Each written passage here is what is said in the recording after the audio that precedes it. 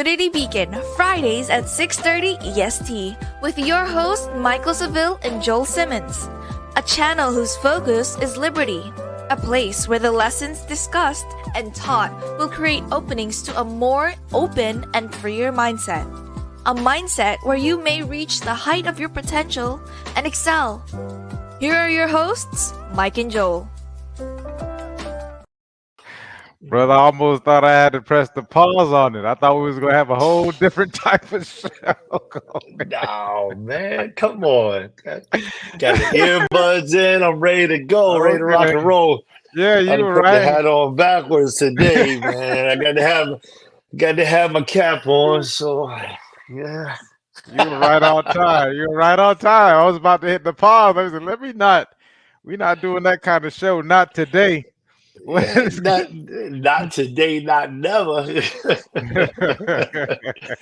Hey, listen, man, this ain't our first rodeo. You know what I'm saying? It's not our first rodeo. That's interesting. You said not ever, and I'm gonna tell you what I've been doing lately. One of the things that I do when someone intentionally, or it seems as if they're intentionally attempting to get some kind of reaction out of me.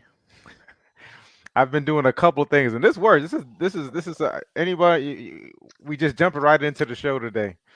So it's like so what I've done. What I start doing is two things. Number one is that I pray for their abundance.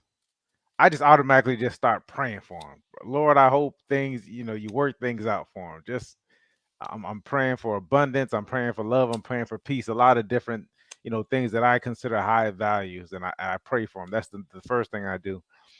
And then the second thing I do is that I tell myself, I say, and I ask the Lord for compassion and grace, and saying, Lord, if I ever have the chance to be on the opposite end of these things, that I don't react in this kind of way, that I choose grace, I choose compassion, I choose love. And when I first started doing those two things, it was hard. Brother, it was hard. I was like, I don't want to pray for this person. It seems like they're intentionally trying to get a rise out of me. They're intentionally wanting me to be frustrated, or wanting seeking some type of negative attention, etc. I don't want to pray for these people. I don't want to pray for or this person. I just, if they trip and fall, I just walk right over them. You know what I mean? Like that's how at first this started coming out. But I sat down and shouts out to Chris, because Chris really was the one that put me onto this. He said, in the morning, think of those three people that you don't particularly care for. Have those three people in mind and pray for them with the abundance. And then I added on the second part, which was, Lord, if I'm ever in the situation, because I'm gonna tell you, as long as life keeps going on, things shift. One day you're up, and then one day you're down. Myron Golden, you said it last week, spoke about the ebbs and flows. So sometimes you're in the ebb of things, and sometimes you're in the flow of things, and sometimes you have there's a saying, when the rabbit gets the gun. Sometimes you're the rabbit with the gun. And to pray for compassion and grace, so that you're not treating the hunter like the hunter was treating the rabbit. So I mean, you just mentioned that never. I'm like, because there's been times when I said I'll never do something, and man, I'm telling you, Lord knows, I got in that situation and I did what I said I would never do. And I said, boy, you never know, and you never know what that other person is going through. What's on your mind today, brother?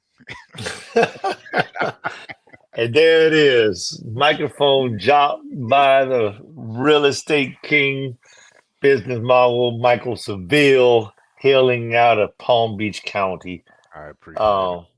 Yeah, absolutely, man. You I deserve all your flowers. did no introduction. We just jumped right into it. So I hope you all That's will all allow right. it. You got to know who we That's all are. right. I don't see our name up here. I got to figure this out. Uh, Oh no, that just yeah. made it. Oh, I like this one. This one's closer. All right. Looks good. Looks good. Looks good. Yeah, I yeah. mean, no, I mean, that's good. That's good. While you were speaking, I was thinking of a scripture, and I'm waiting for it to come to me in the fullness so I can give it to you. But it refers to, some of the Jews that were made Jews by the circumcision of their heart, in Paul's time, so they've got a conversion of spirit Was this Galatians? versus it might be It's in one of those books. It's Yeah. either like Ephesians, Galatians. I don't think it was I think it's Philippians. Galatians. I think I I just think read it's. it. Did you read it? Yeah, yeah, yeah. Maybe 2 days ago. So Uh, I think it's Yeah, Galatians or 3 or 4 days ago. it feels like it's probably Galatians. It's one of those three books right there. And I was thinking about a keyword, but it talks about how, when he was talking to them, he was telling them, don't be so mindful over the Gentiles and what they're doing that's wrong, Mm-hmm. the evil that they're doing and this type of stuff, because one decision, you're always one, you're like one decision One to say. away from going back to exactly where you came from. So don't start looking at people like, oh, this guy right here, I can't believe this guy. I can't believe he would do something like that, as if you've never done it or as if you couldn't fail again. And then that's also an interesting topic and subject right there too, about failure in the sense thereof when we talk about a spiritual walk too, because John gets real deep and real heavy. I know a lot of people, I think a lot of people when they look at like First John, they look at that, and when they read that stuff, I believe that most people come up with two assumptions or assertions, and one of them is he can't be real, like he can't be serious. That's not exactly what he means. He might mean something like that, but not exactly that. And then the other one is how can I? Hmm. How can I? Like this is impossible because John, it's not called the Gospel of John. It's just called it's the first book of John, but like, and it's not called the gospel because it's not, the gospel just stands for life of, so it's not the life of Jesus Christ. That's the only reason why it's not called the gospel. But um it's simply because he's taken the lessons that he's learned in underneath Jesus, Mm-hmm. and he applied them in their fullness, and in the fullness there was perfection, and then he wrote it. He didn't write it with the imperfections. He didn't write it he didn't write it filled with all the grace, and all of the mercies. Like Paul writes so much mercy into what he puts inside of all of those letters. There's mercy on mercy on mercy. And John's like, no, it's either yes or no. It's either high or low. There's no in between. And but he didn't write it to congregants, so to speak. He just wrote it to those that say that they are born again. Like, all right, so you born again? All right, okay, okay. You think you're born again? how, how can you say you love? How can you say you love God when you love not your brother who's standing with you? Okay, all right, you born again? Yeah. All right, I all hear right. so I hear the rigidity in it, right? Because you mentioned that it's either this or it's either that. And then and you can actually take it, and we do this all the time, especially specifically when we start talking about like the description of words, right? We said a long time ago, and I know I said it, I was a big proponent. Hey, words mean things. We can't just change the meanings of these words completely.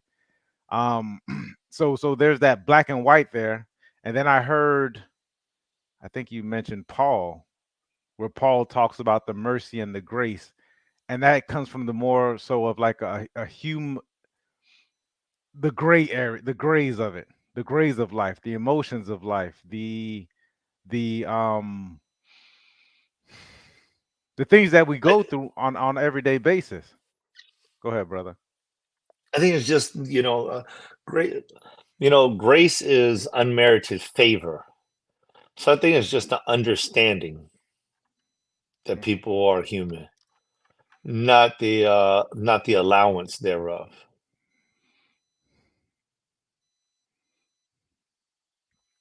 Okay. Like my child, I expect him to do. Let's just make it something very simple, like wash the dishes. I expect him to wash the dishes. When you get home, you wash the dishes. The dishes aren't washed. There is no implied favor to that child because they didn't do what was asked of them. There's no implied favor. It's like, no, instead, there's implied anger. It's like, I told you to do this. This is what should have happened. You didn't do it. And because you didn't do it, this is the route we're now going to have to take, you know. And the understanding of it or the compassion of it is, you know, so what was going on today? What'd you have happening today? Oh, well, I got home late. The school bus was late. Uh, you know, I did all the chores. I did 3 out of the 4 chores, and I saw the time was coming up, so I started on my homework instead of doing that last chore. And right now, I'm finishing up the last assignment, and I haven't done anything else. That's all I've done. I intend to wash the dishes after I finish this last assignment.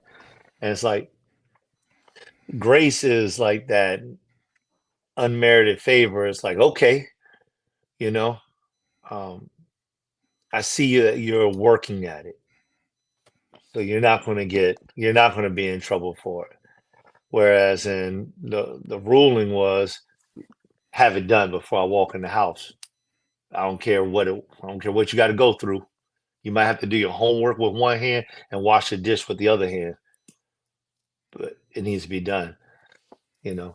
And so I think that's kind of like what grace represents. It just represents that we have this favor for things that we were not able to do from God that we have not done. And in some cases, we could have done, but we didn't do because of something up here Mm. just blocked us.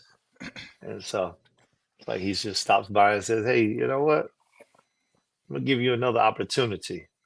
That's what I was going with that. Okay, so I hear that, and that's an interesting concept. I was just had a conversation with a gentleman in regards to he sent me something on Instagram, and it essentially says it's a very very similar example to where he's like, if my child doesn't want to do it, I make him do it. It was kind of like this whole he was going down this path of discipline, and there was a time when I was that way as well, where I was like, it's this or it's that, and I didn't. I personally, I'm not even sure I would say that I extended grace at that period in time, specifically with my son, the oldest. Um,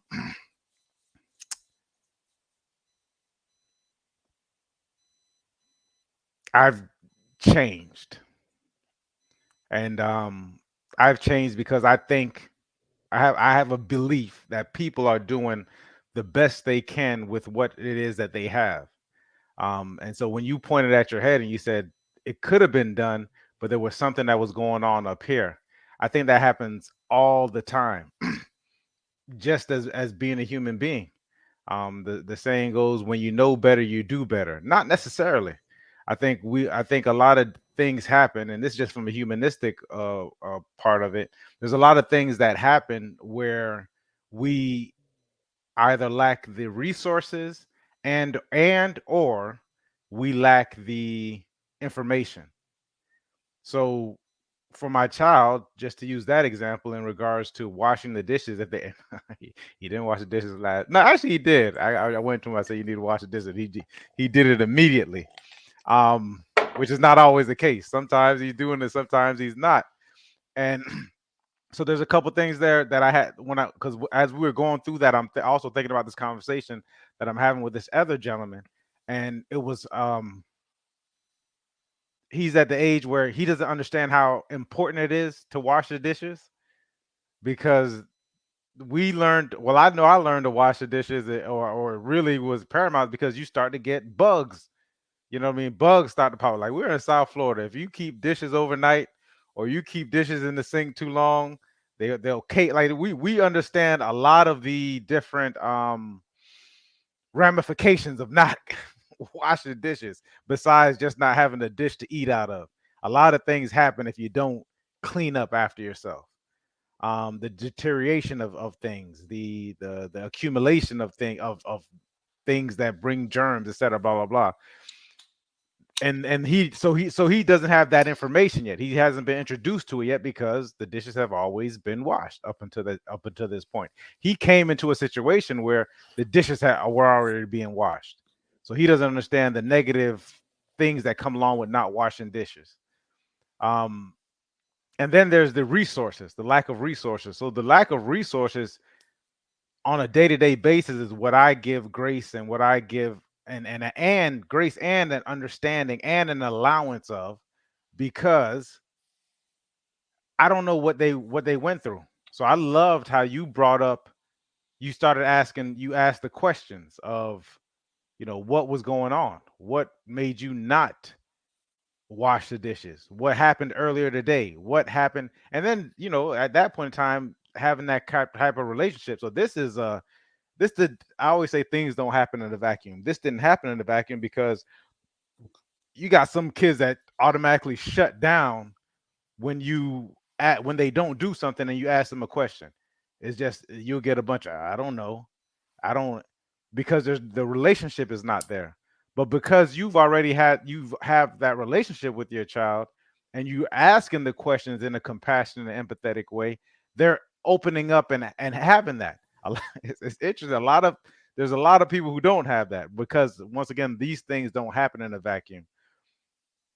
There's also things that happen prior to this because of in regards to relationship, in regards to resistance that a child may have. And then, oh man, this is I don't know. Yeah, I may go there. This happens a lot in adults where we have these resistances because of certain wounds that we have. You got adults who have abandonment issues, father issues, mother issues, whatever it is that happened to them, possibly happened to them in childhood. And there's these simple things that could occur. They could be, quote unquote, successful, but there's resistance there. And so perfectionists or high achievers will go through the resistance and actually do it, which ends up being a discipline thing. But discipline is not sustainable over long periods of time. Um, and then you have to go back and figure out, okay, so why am I resisting this? And in this case, asking those questions are great because you're asking like, why are you resisting washing?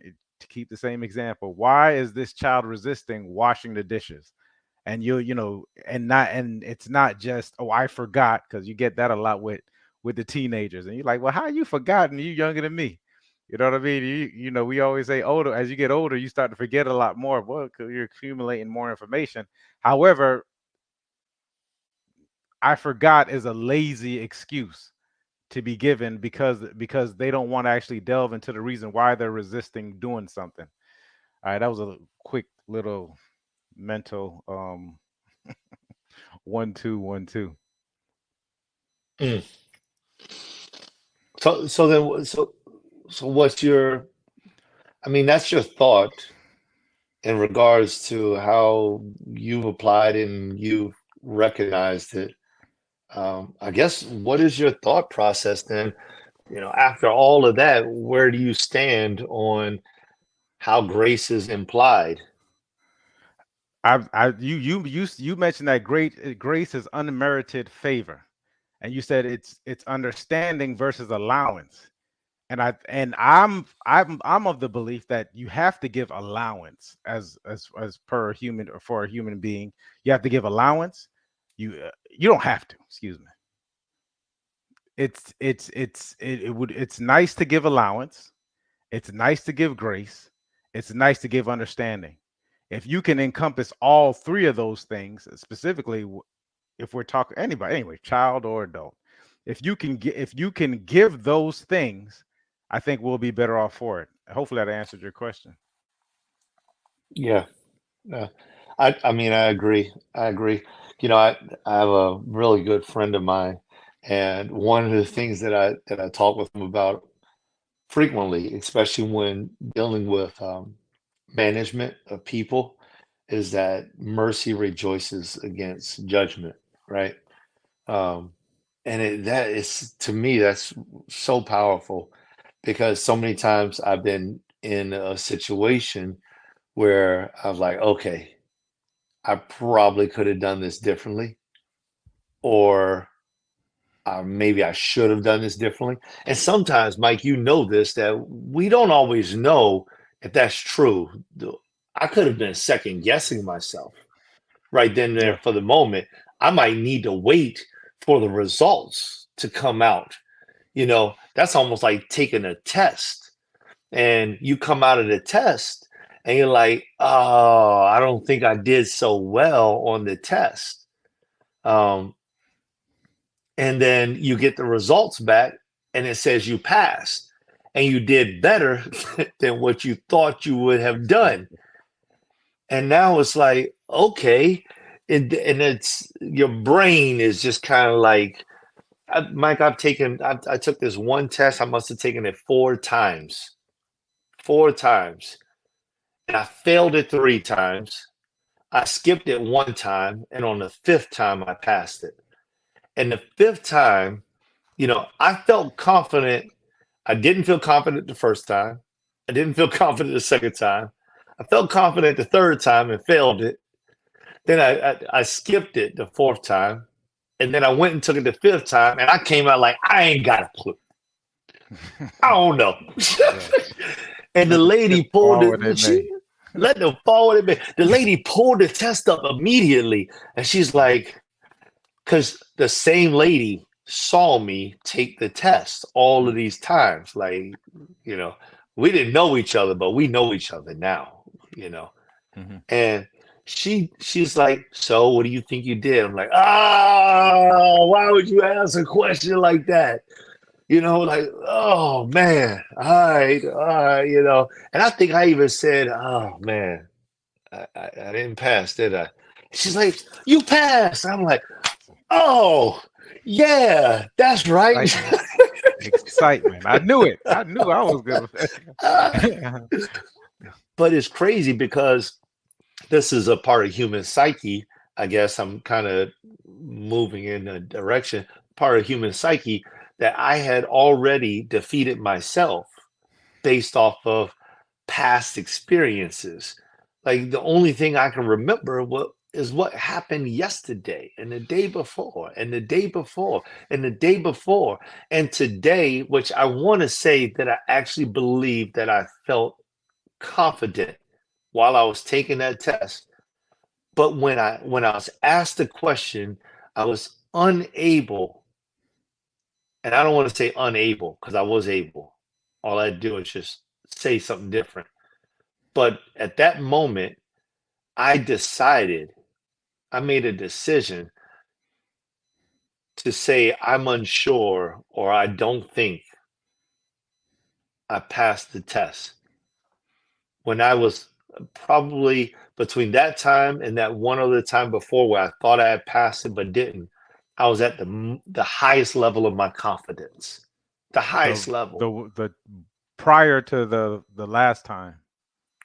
Yeah, it was like the last time I passed, and then I'm sorry, it was either the 4th or the 3rd time that I took the test that I was truly confident Okay. and I Okay. failed it anyway. And so between those 2 times, it was like I felt like I passed it, but this time, seeing that I felt like I passed it that time before and didn't, when she asked me the question, I'm like, ah, and I regressed. Mm. So I didn't present myself in the most confident manner. And it turns out I had passed it. And just like you said, in my mind, I knew it. That's what I knew, but I wouldn't say it. So there was a misalignment of words and thought.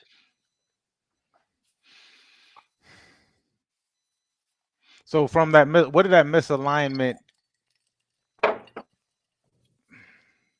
What did that teach you? What did you get from that? I didn't learn anything from it then. I just got my lesson right now when we brought up this thing about grace and grace and favor. And this is me learning my lesson today. Yeah, And absolutely. you know, and for the audience, this has nothing to do with grace, right? Unless we're talking about self grace. Um, but the lesson that I learned, was I should always be confident. Amen. I should just stay confident. And I think that is a very I believe that this is something that we as people have to deal with. Now that this is on a deeper level, and I believe that it's attributed to a lot of nurturing, um, and a lot of nature, the surrounding, our surroundings, our environment, people, places, situations, experiences, and nurturing as far as the lessons that we learn. And I want to say this little bit, and then I want to hear what you have to say. Um, Slight tangent, just about the learning piece, and that is that one of the greatest things that I've learned in the recent days was that learning is not obtaining knowledge. Learning, and see, this used to be this is my definition of wisdom, my personal definition of wisdom. But learning is the obtaining knowledge and um, understanding and using it correctly. And so that's like my definition of wisdom. But I was reading about I was reading a specific coach, and he was talking about how this is the formula of learning. And so I apply that, and I share it with you today.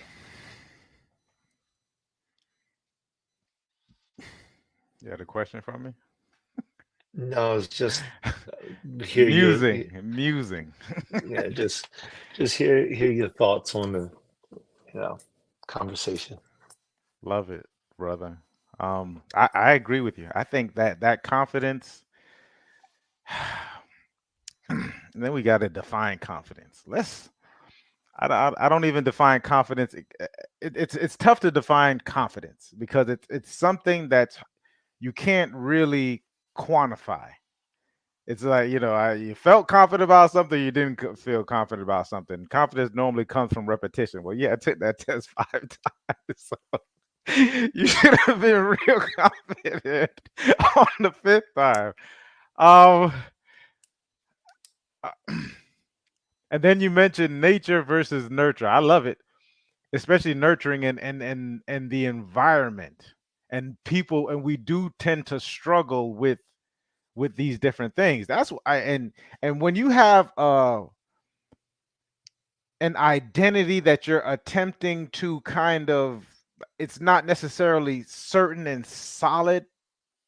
And this is a lot of people. I mean, grown a lot of people. And then sometimes it's so certain and solid that if anybody says anything against it, you can take it as it can be very triggering. Like you take things personally when you have an identity that is just almost perfect in your mind. This is almost close to the word narcissism, really narcissism. If someone says something to you, you take it personally. A person with a pretty stable and has understands that we make, as a people, we make mistakes. You mentioned self grace. I think grace is just grace. It just is what it is. I don't tend to put self in front of anything. I think it should start from us being centered. But if you understand that you can that we all make mistakes because we're just human, we're not perfect. When someone says something to you, it's more so about what they have going on versus about you and your identity. Um, so we get back to the people, places, and things. In NLP or neuroscience, we call that the ecology. As you start to grow, we start to understand that a lot of our identity comes from our ecology, the people, places, and things that we tend to be around. That's why it's so important that when you're making a change, or well, I think that is very important. When you're making a change, you either need to kind of go be by yourself, or you need to get around people who are in that mode that you aspire to be. Not to take everything, not to take everything, and there's the balance because you could definitely want to be around them and you want to be by yourself. And then of course you got the people who you've come up with for years. So I'm not telling a person to turn their back on them, but you definitely have to, and we spoke about this a long time ago, figure out how much time we're going to be spending with these different things, because although you're changing, a lot of people still remember you because of your past behaviors or your past way of being. And it's easy for us to fall back into it. You could be a totally changed person. You know, you take a year off and not change, but you become this thing, this being of where you want to be. And then when you go back to where you came from, you can slip back into those things because sometimes you often react to it. Um, that's why it's ecology. Our environments are, and I'm going to call it ecology. So I want to define ecology: the people, places, and things. Your ecology, it's it heavily influences you. So that's why it's so important to get around people who are at least moving in the direction of where you intend to be as you start to become aligned. Still become your own person. I think that fake until you make it stuff is kind of it's detriment, and then we see it all the time in certain cultures because people are aspiring to be something that when they get there, they're not even going to be excited or happy about that place. So it's important to keep your values intact, your higher values. Um, I love listening to you, brother. Specifically, you giving that example about yourself in regards to the test taking thing, and then I saw how you are working through it as we have in this conversation. You're coming, or rather, you're coming to the realization is because you have gotten to know yourself. So like so now when you begin to know yourself, you are going through like, okay, you can start to identify with the feelings, and I'm using feelings loosely because well, I'm not using it loosely. You are able to identify with your feelings. What is this? As opposed to just saying I have a feeling. You don't just say I have a feeling. You say, okay, I have a feeling, and what is this feeling? Or I have a thought, so what is this thought? And then when you take it back to your, the rule and guide, which is, I'm telling you, people, you gotta, the Bible is awesome for this. And most of the holy books, but specifically the Bible, because I know the Bible, you can take it back to the Bible because the rule and guide are there, so you're not necessarily getting off track. A lot of people are going to spend a lot of time getting off track because they don't have anything to take it back to as far as a rule and guide, or somewhere to guide them in the path that it is that they need to go. But because you're so ingrained into it, like, you can take these feelings, because that's all they are, feelings, and feelings are what how we see these different things that are happening, these different frames of mind, and you're taking it back to your foundation.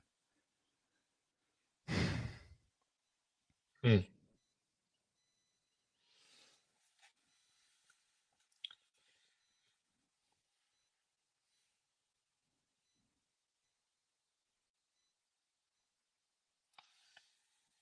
I don't know. I know you didn't have a question. I know we was working through it.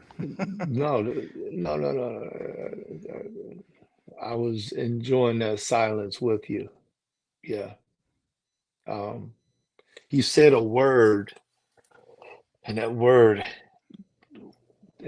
was impressive. You said becoming, be becoming, and man, I just locked in be becoming, and so I was like be coming, and that's two words, it's not just one. You know, it's the objective of existence. It is what it is.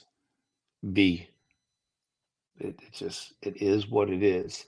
But coming is the act of arriving, and coming is always arriving. Be always is. Coming is always arriving. Be always arriving. That's what becoming means. It I love it because I was having this thought. You know, when they act when I think it's Moses and God when and he says, "I am that I am," Yes. and God is speaking this because he's speaking it to a human being. So and even just having that conversation is just like that. That's a high level conversation, right? It's just like I am that I am that I am. I am. God is just so is everything. So I'm relating it to this where you're saying the be and the coming because it starts off as these two words of the be and the coming. The coming is to me is the action. The be is the thing. So it's like you go be and then you go coming and then at some point in time it's just be. It's be. It's all in. It's just encompassing. It's just I'm being. I'm just here because you are. Like you already are. And there's no the difference in it is the time. So we use this time as this construct, and I get it. Everyone get it. Time is just is this construct, but there's really, and we and I talk about it all the time, and people think it's like this woo woo thing. It's not woo woo. Well, it is. It is woo woo for some people because time is a made up construct. It doesn't exist. Einstein talks about it being relative. Like, oh, what do you mean it's relative? And we learned this in the cartoons when we were kids. Like Einstein saying time is relative, and I never quite grasped it then. You know, I'm sure some higher level thinking kids understood it, and maybe even we really understood it more as kids than we started to understand it as adults, because we started, you know, especially in America. Yeah, let me tell you this right now, Western culture it's the reason why when you go back to Jamaicans, they say like there's really no time. It's like you come here, soon come. It's like the Jamaicans don't really really identify with the time. They all that's why they're always late. You know what I mean? Like these are the narratives and labels. Is because it doesn't really a lot of this timing stuff is really like Western culture really zoned in on it. That's why every 15, and I had it. Remember, I don't know if you saw my schedule. My schedule is like every 15 minutes, 30, 45 minutes. It's this, I'm doing this and I'm doing that. And we structure it as such. But time is not real. And it is what we make of it. And it really the timing is now. So if we're already in the being and we're not thinking about what's going to happen in the future, and we're not thinking about what's happened in the past, we're just thinking about being in the present. I met a brother at the gym this morning, and we were having in the off time. Some of us in the gym, we have like these really quick, deep, deep conversations. And he said, and here's me on my when I'm breaking away, when I'm not in alignment. I say, because I'm about to leave the gym, or he's coming in and I'm coming out. He stops to turn around and talk to me. We haven't spoken in a little bit because we kind of were missing each other. And then he's dropping all these jewels on me. He's telling me about rest. He's telling me about all these different things. And then I say, and then I'm replying to him, and I say, and then I'm gonna let you go. I said, let me say this final thing, brother, and I'm gonna let you go because I'm thinking about, oh, I'm wasting his time. Now I'm separating myself. from this us co-creating this what we're doing. And I'm because and this is almost as like a value thing. There's a value here. There's a lot of couple different lessons in here. However, to get to the point is he says, I say, I'm gonna say this final thing, brother. I know I'm taking up your time and I'm gonna let you go. And he says to me, he says, it's okay because I'm where I need to be. I had to stop like right then and there. I'm just like, whoa. It was like one of those bring you back to the present. Like we spoke about this a lot of shows where it's like it brought back to the present. He's like, it's okay because I'm where I need to be. And that and it resonated with me for a second. And we go to the becoming because at some point in time when we get to the place where we need to be, we just drop the coming. We just are in this being. I'm in this place. This is exactly where I need to be. Wherever I'm at, whatever conversation is happening. However, here's the Western culture. However much money is in the bank, whatever kind of car I'm driving, whatever kind of house I'm living in, whatever, I'm where I need to be. Because if I wasn't, I wouldn't be here. If I wasn't, I'd be where I need to be. It did, and so this goes to what we were spoken earlier when we spoke about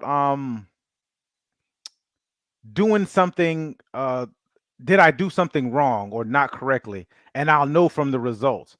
The results are the results. So there's no. We can't go back and change anything. I haven't met the person that could do it yet. All we can do is say whatever happened because it needed to happen. So whether that's whatever that may be is what it is. And that also goes back to my thought process in regards to people do the best they can with where they are. And if they don't, because it's because they lack the resources, the mental energy, something's cloudy, they're losing resources, they're losing grace, losing whatever, because there's just something disrupting. There's a we spoke about it a while ago. I keep saying we spoke about it. We speak about a lot of things. Last week we spoke about it.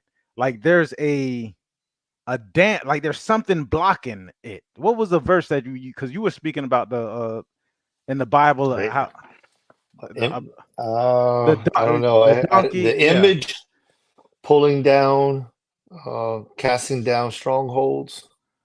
Was it that? It was something. Yeah, but it's basically like there's some. So that's why we don't. That's why you're like, man, why can't this person just like? I know it's like this person could just try. He could do a little bit more. Like pulling down strongholds. Like he could do a little bit more. Like I know he has it in him. Like I know it. But there's so much turmoil because oftentimes we're not there. We're not present.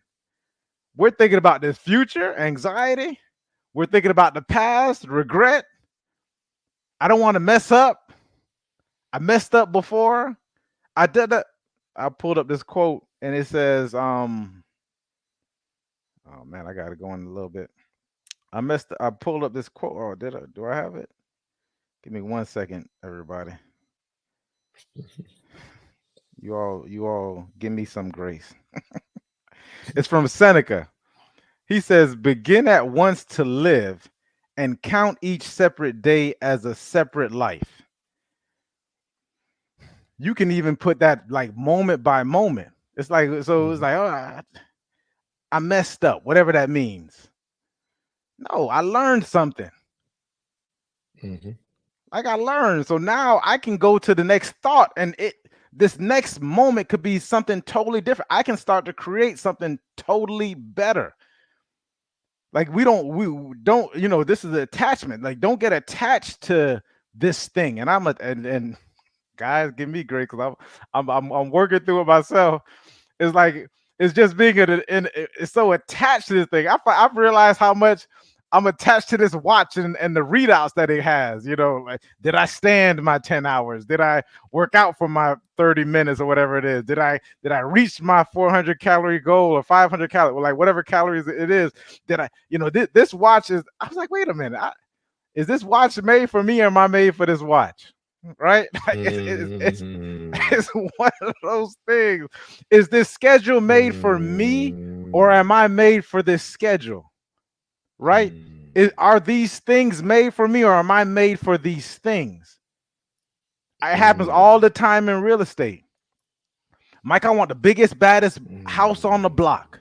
You sure? Because now all of a sudden that house becomes it becomes a prison. I heard Chris Rock had a joke. He said, you either can have a really good mortgage. A really good mortgage means that you can go and do things and you could live, you could be free.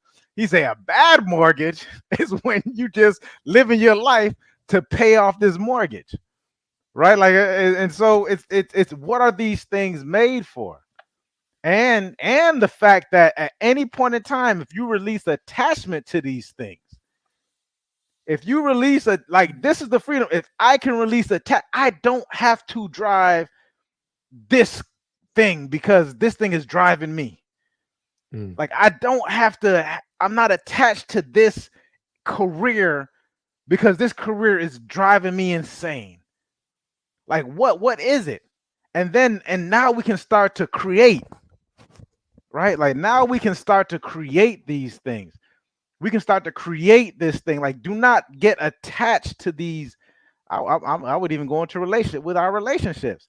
Like, in these relationships, it should be co-creating. What are we creating together? I would imagine.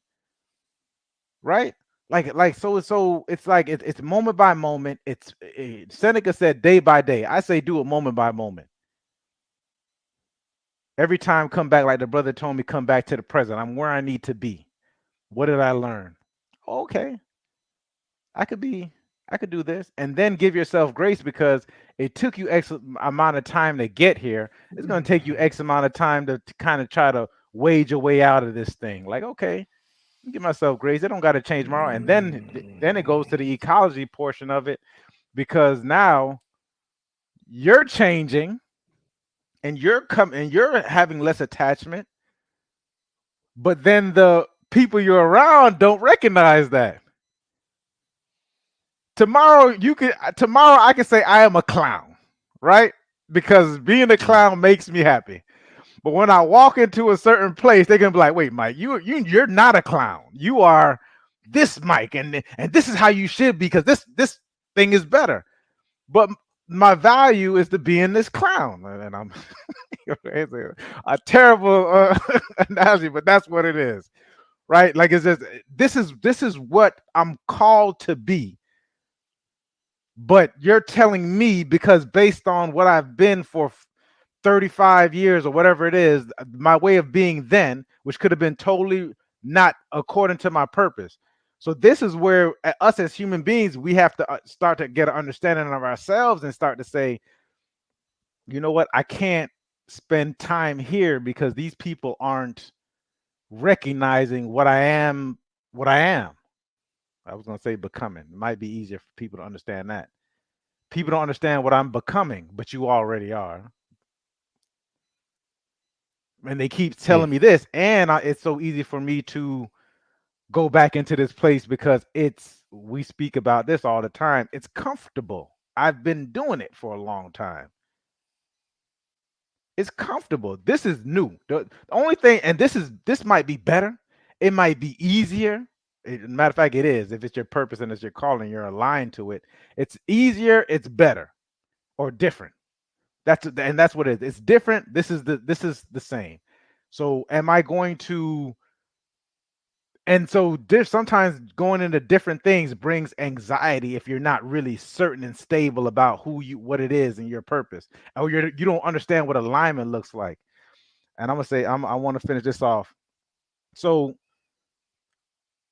for when you're misaligned for so long, this could be the Black experience in America.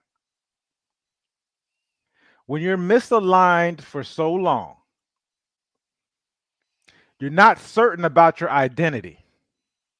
I just got off and I was watching someone posted something where in the 60s they were calling there was a huge migration to to these bigger cities from the south, and the black people who are already there were calling themselves Negroes.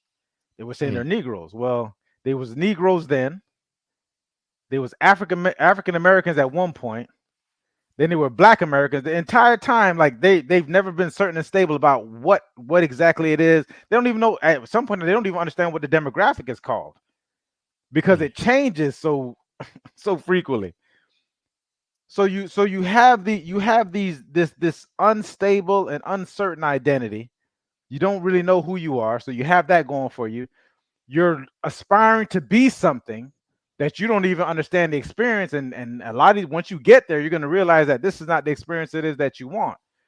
So if you've been misaligned for so long, what does alignment actually feel like? It might feel different. It might feel uncomfortable. It might feel foreign, even if it's easier.